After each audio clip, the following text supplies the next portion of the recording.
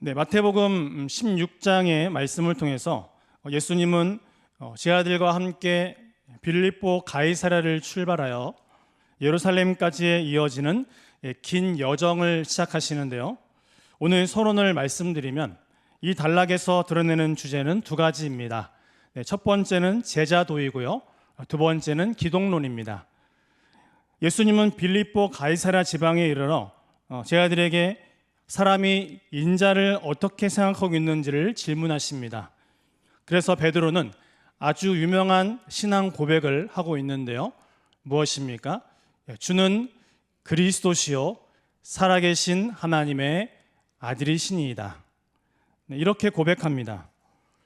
베드로의 이 고백은 정확한 신앙 고백이었지만 베드로를 비롯한 제자들 모두는 아직 그 고백에 참된 기독론적인 의미를 완전히 깨닫지 못했습니다. 왜냐하면 예수님은 베드로가 생각한 메시아상과는 전혀 다른, 완전히 다른 메시아상을 알려주셨기 때문입니다. 그것은 무엇일까요? 고난당하는 메시아였습니다. 이러한 메시아 이해는 사실 유대인들에게는 쉽게 납득되기 어려운 것이었다는 것이죠.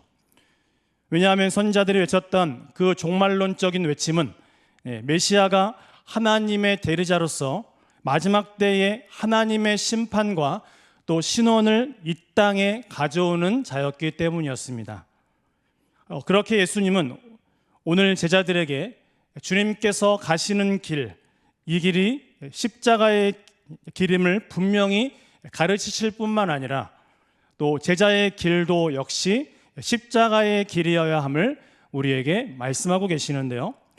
바라기는 오늘 우리에게 주시는 이 마태복음의 말씀을 통해서 말씀으로 우리의 삶을 인도하시고 늘 교훈하시기를 원하시는 그 주님을 기억하며 오늘도 우리의 삶을 이끄시는 그 하나님을 경험하시는 저와 여러분의 귀한 인생이 되시기를 주님의 이름으로 축복합니다.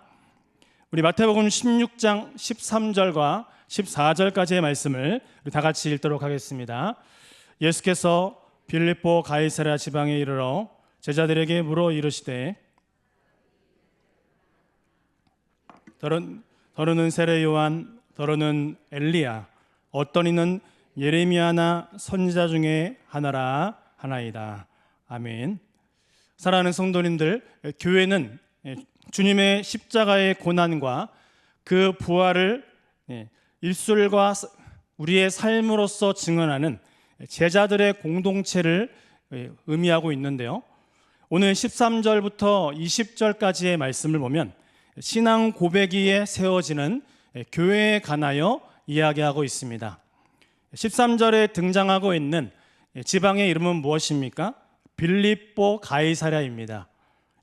이 빌립보 가이사랴는 헤롯 빌립이 로마 황제 티베리우스를 기념하고자 황제를 뜻하는 그 가이사와 또 자신의 이름을 붙여서 만든 이름인데요. 이것은 헐몬산 기슭에 위치한 도시로서 벳세다에서 북쪽으로 대략 40km 정도 떨어진 곳이었습니다.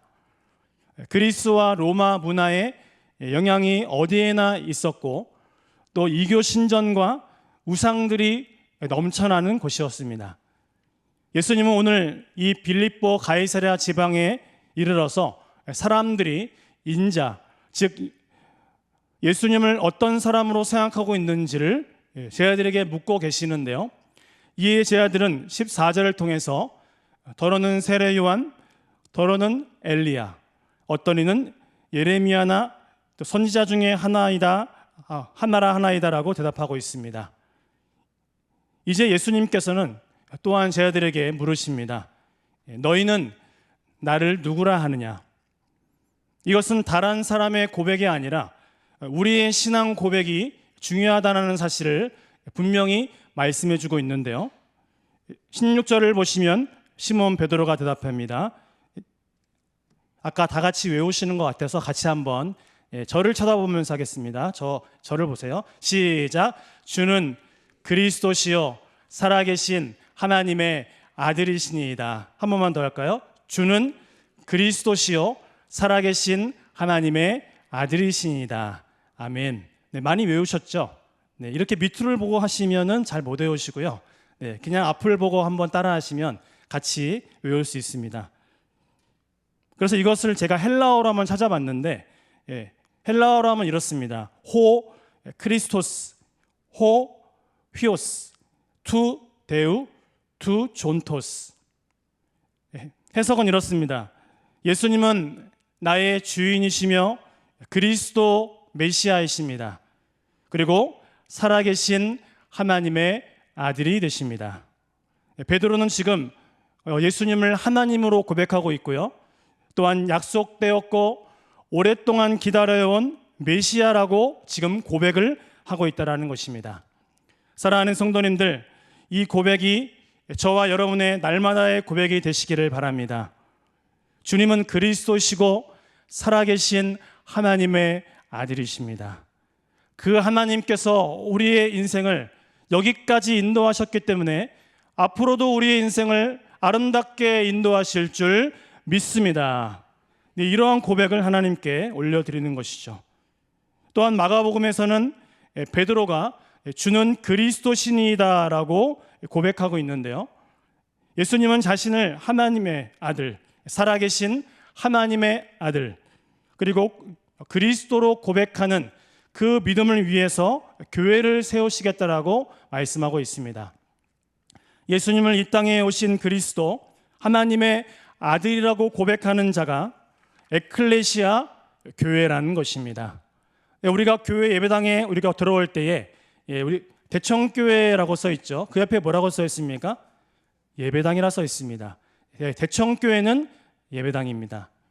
그런데 우리가 믿음을 가진 자들이 예수 그리스도를 믿는 모임에 함께 온 무리를 향하여 에클레시아라고 말하고 있다는 것이죠.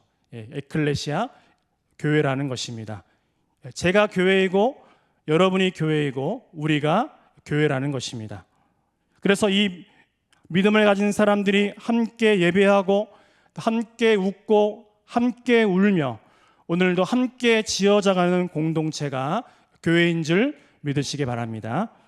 이에 예수님은 17절을 통해서 바요나 시모나 내가 복이 있도다. 이를 내게 알게 하니는 혈육이 아니요 하늘에 계신 내 아버지시니라 라고 말씀하고 있고요. 또 18절을 통해서 또 내가 내게 이르노니 너는 베드로라 내가 이 반석 위에 내 교회를 세우리니 음부의 권세가 이기지 못하리라 말씀하고 있습니다. 음부의 권세로 번역된 어구는 하데스의 문이라는 뜻을 갖고 있는데요. 이것은 죽음의 권세를 뜻하는 표현입니다. 죽음의 권세가 교회를 이기지 못한다라는 것입니다.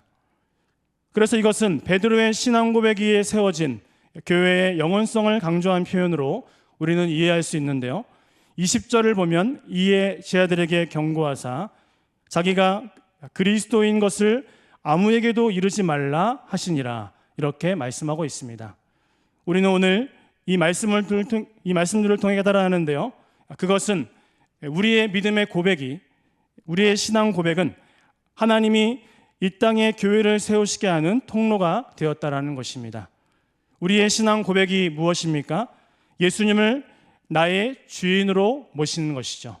그리고 하나님을 나의 아버지로 인정하는 것입니다. 예수님께서 나의 주인이 되심을 믿으십니까? 하나님께서 나의 아버지가 되어주심을 오늘도 기억하며 그 인생을 살아간다는 것입니다. 그래서 진실한 신앙 고백은 음부의 권세로부터 우리의 영혼을 보호하며 천국의 문을 열게 한다는 것이죠. 바라기는 오늘도 우리의 이 믿음의 고백을 통해서 하나님께서 홀로 영광 받아주시고 또 다른 사람들을 구원의 통로로 인도하는 아름다운 발이 되시고 또 귀한 입술이 되시기를 주님의 이름으로 축복합니다. 우리 21절부터 23절까지의 말씀을 우리 다 같이 읽어보도록 하겠습니다. 이때로부터 예수 그리스도께서 자기가 예루살렘에 올라가 장로들과 대제사장들과 서기관들에게 제3일에 살아날 것을 제 아들에게 비로소 나타내시니 베드로가 예수를 붙들고 항변하여 이르되 주여 그리 마옵소서. 이 일이 결코 주께 미치지 아니하리이다. 예수께서 돌이키시며 베드로에게 이르시되 사탄아 내 뒤로 물러가라. 너는 나를 넘어지게 하는 자더라. 내가 하나님의 일을 생각하지 아니하고 도리어 사람의 일을 생각하는도다 하시고. 아멘. 21절부터 23절까지의 말씀은 예수님의 죽음으로 완성되는 구원에 관하여 말씀하고 있는데요, 예수님은 자신이 예루살렘에 올라가서 장로들과 대제사장들과 서기관들에게 고난을 받고 죽임을 당한 후에 3일 만에 다시 살아나야 할 것을 제자들에게 비로소 나타내십니다. 이것은 첫 번째 순환 예고를 이야기하고 있는데요, 이처럼 예수님은 베드로가 기대했던 메시아와는 완전히 다른 메시아상을 말씀하고 있다는 것입니다. 그것은 무엇입니까? 바로 고난을 받고 죽임을 당하며 다시 살아나는 메시아였다는 것이죠. 당시의 사람들은 메시아상을 가리켜서 세상에 군림하고 또 이 모든 것을 무찌를 수 있는 임금이 필요했다는 것입니다. 하지만 주님께서는 고난을 받고 죽임을 당하며 다시 살아나야 하는 메시아를 이야기하셨다는 것이죠. 아까 서두에 언급한 바와 같이 이러한 메시아상은 유대인들에게는 결코 쉽게 받아들일 수 없었다는 것입니다. 선지자들이 예언한 그 메시아가 하나님의 대리자로서 마지막 때에 하나님의 심판과 신원을 이 땅에 분명히 가져와야 될 그 존재였다는 것이죠. 그런데 웬일입니까? 그러한 존재가 죽임을 당한다는 것은 상상할 수조차 없을 것이었다는 것입니다. 그래서 이것을 들은 제자들도 예수님의 말씀을 쉽게 납득할 수가 없었다는 것이죠. 요즘에 유행하는 말이 있는데요, 납득이 안 가요. 납득이, 이런 말이 있는데요, 이것을 들은 베드로는 그 일이 결코 일어나서는 안 된다라고 항변을 하고 있다는 것이죠. 22절의 말씀을 보면 베드로가 예수를 붙들고 항변하여 이르되 주여 그리 마옵소서. 이 일이 결코 주께 미치지 아니하리이다. 지금 예수님의 순환 예고를 듣고 깜짝 놀랐습니다. 젊은 사람들은 깜놀이라고 얘기하는데 큰 충격을 받았어요. 그 베드로는 예수님을 꾸짖는데요, 지금 제가 뭐라고 그랬습니까? 예수님을 꾸짖고 있습니다. 22절에 항변하다라고 번역된 헬라어 단어는 꾸짖음을 나타내는 단어라는 것입니다. 항변하면서 잘못됐다라고 지금 꾸짖는다는 것입니다. 제자인 베드로가 스승이신 예수님께 이렇게 반응했다는 것은 그가 비록 멋있게 주는 그리스도시요 살아계신 하나님의 아들이시니이다라고 그렇게 고백은 했지만 그 이해가 충분하지 않았음을 증명하고 있다는 것입니다. 우리는 말로만 은혜 받은 척을 할 수 있고 또 우리는 믿음 좋은 척도 할 수 있다는 것입니다. 이에 예수님은 베드로를 뭐라고 얘기하십니까? 우리가 종종 무언가 옆 사람이 잘 이해가 안 되고 또 호통칠 때 하는 말이 있는 것 같아요. 제가 옆에서 들었거든요. 어떤 사람 하는 말을 사탄아 물러가라, 지금 얘기하더라고요. 그런데 오늘 23절의 말씀에서 주님께서는 베드로에게 말씀하십니다. 사탄아 내 뒤로 물러가라. 너는 나를 넘어지게 하는 자로다. 이렇게 말씀하십니다. 그 이유는 무엇입니까? 베드로가 하나님의 일을 생각하지 아니하고 사람의 일만을 생각했다라는 것입니다. 그렇다면 예수님께서 언급하신 그 하나님의 일은 무엇을 의미하고 있습니까? 그것은 십자가에 달려 죽어야 함을 상징하고 있다는 것이죠. 예수님은 쉽게 말해서 살기 위해서 오신 것이 아니라 죽기 위해 이 땅에 오셨다라는 것입니다. 마가복음 10장 45절을 보면 인자가 온 것은 섬김을 받으려 함이 아니라 도리어 섬기려 하고 자기 목숨을 많은 사람의 대속물로 주려 함이니라, 이렇게 말씀하고 있다는 것입니다. 사랑하는 성도님들, 이 말씀을 통해 우리는 무엇을 깨달아야 합니까? 주님을 향한 우리의 신앙 고백을 우리가 돌아볼 때에 인간적인 판단이 아니라 또 말씀의 기초 위에 선 우리의 고백이 되어야 한다는 것입니다. 그래야 무너지지 않는다라는 것이죠. 우리가 받은 구원은 우리의 입장을 보았을 때는 공짜로 받은 것이지만 하나님의 입장에서는 예수께서 우리의 죗값을 험한 십자가에서 어마어마한 대가를 치르시고 죽으시고 부활하심으로 이루신 영적인 승리였다라는 것이죠. 사실 베드로는 믿음으로 예수님께서 누구이신지를 고백했던 것처럼 주님이 걸어가실 그 고난의 길 역시 믿음의 눈으로 바라보아야 했다라는 것입니다. 오늘 우리도 주님을 향한 그 마음이 우리의 인격적인 판단이 아니라 또 우리의 단지 감정적으로 드는 입술의 고백만이 아니라 우리의 온 마음을 당한 믿음의 기쁜 고백이 되기를 원한다라는 것입니다.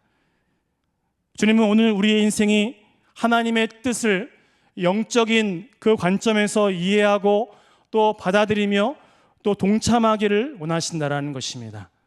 그래서 조직신앙 용어로서 우리는 믿음으로 우리의 믿음을 수납해야 한다는 것이죠. 하나님의 은혜 가운데 우리의 인생을 하나님의 뜻을 위하여 온전히 분별하며 살아갈 수 있도록 우리는 주님께 지혜와 또 명철과 은혜를 구해야 한다는 것입니다. 우리가 말씀을 듣고 함께 기도할 때에 오늘도 하나님께서 우리에게 지혜와 명철을 허락하시고 함께 기도할 때에 역사하시는 하나님을 우리가 경험하는 귀한 인생이 되기를 원한다는 것이죠. 그리고 우리의 판단을 다 내려놓고 나의 한계를 인정하면서 영적인 관점으로 주님의 그 일들을 바라보며 기도하며 주님만을 바라볼 수 있는 저와 귀한 성도님들의 삶이 되었으면 좋겠습니다. 우리 24절과 25절의 말씀을 우리 다 같이 읽어보도록 하겠습니다. 이에 예수께서 제자들에게 이르시되 누구든지 나를 따라오거든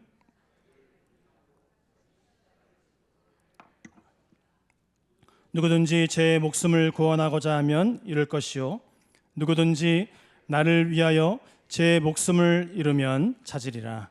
아멘.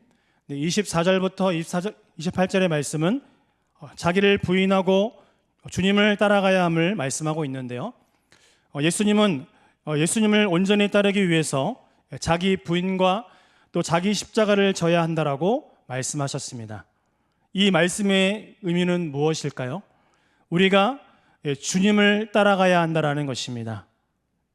그런데 우리는 주님을 우리가 원하는 것으로 부르면서 내가 원하는 길로 가게 해주세요, 내가 인도함 받게 해달라고 떼쓰는 것은 진정한 제자의 자세가 아니라는 것이죠.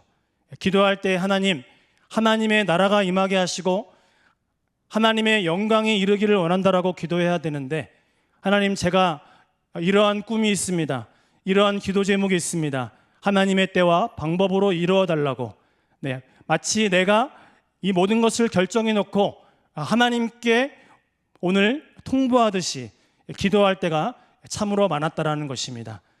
우리의 연약함을 하나님께 고백하면서 오늘도 하나님의 은혜 가운데 우리의 삶이 하나님 보시기에 연약한 모습이 있었다면 오늘도 하나님 앞에서 회개하는 우리의 인생이 되어야 한다는 것입니다.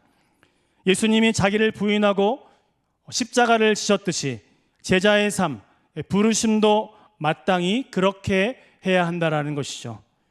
사실 자기를 부인하고 또 자기 십자가를 지고 예수님을 따르는 것은 참 쉬운 일이 아닌데요. 그러나 분명한 것은 그 길이 바로 주님이 팔로우 미, 따라오라고 하신 예수의 길임을 우리에게 말씀하고 있습니다. 찬양을 함께 제가 나누려고 하는데요. 이 찬양은 얼마 전에 헌금 특송으로 특주로 하신 귀한 찬양입니다. 예수의 길이라는 찬양인데요. 예수의 길 후렴은 우리에게 이렇게 그의 신앙을 고백하고 있습니다. 예수의 길 그 좁은 길 나는 건네 주 손 잡고 그 무엇도 두렵지 않네. 주님 주신 약속 내게 있으니 세상의 길 그 험한 길 승리하네. 성령으로 그 무엇도 바라지 않네. 저 하늘에 내 소망 있으니. 사랑하는 성도님들, 이 땅이 아닌 저 하늘에 우리의 소망이 있음을 믿으시기 바랍니다. 예수님을 위하여 자기를 부인하고 목숨까지 내어놓을 때에 도리어 생명을 얻게 된다라고 말씀하고 있다는 것입니다. 주님은 또한 역설적인 말씀을 우리에게 분명하게 이야기하고 계시는데요. 누구든지 제 목숨을 구원하고자 하면 잃을 것이요, 누구든지 나를 위하여 제 목숨을 잃으면 찾으리라. 이것은 내가 너를 위하여 자기 목숨을 구하고자 하면 잃을 것이고, 예수님을 위하여 우리의 목숨을 아깝지 않게 여기는 사람은 영원한 생명을 얻게 된다라고 말씀하고 계시는 것입니다. 예수님은 아버지의 영광으로 천사들과 함께 다시 오실 것입니다. 예수님의 성육신, 초림이 우리 가운데 분명히 있었듯이 예수님의 재림이 반드시 우리에게 임할 것이며, 또한 그때에 각 사람이 행한 대로 분명하게 갚아주시겠다라고 우리에게 경고하고 있다는 것입니다. 바로 그 길이 주님이 계시고 그 길 끝자락에 하나님의 나라가 있음을 우리는 기억해야 한다는 것입니다. 바라기는 우리의 입술의 고백을 넘어서 우리의 삶의 고백으로 날마다 주님을 따라가는 제자의 삶을 살아가시고, 저와 여러분의 삶을 통해 주님께서 우리의 삶의 모든 것이 되었으며 우리의 주인의 인생의 주인으로 모심으로 말미암아 날마다 우리의 가정을 주님께서 인도하시고 주님이 통치하시는 은혜를 함께 경험하는 귀한 저와 여러분의 삶이 되시기를 주님의 이름으로 축복합니다.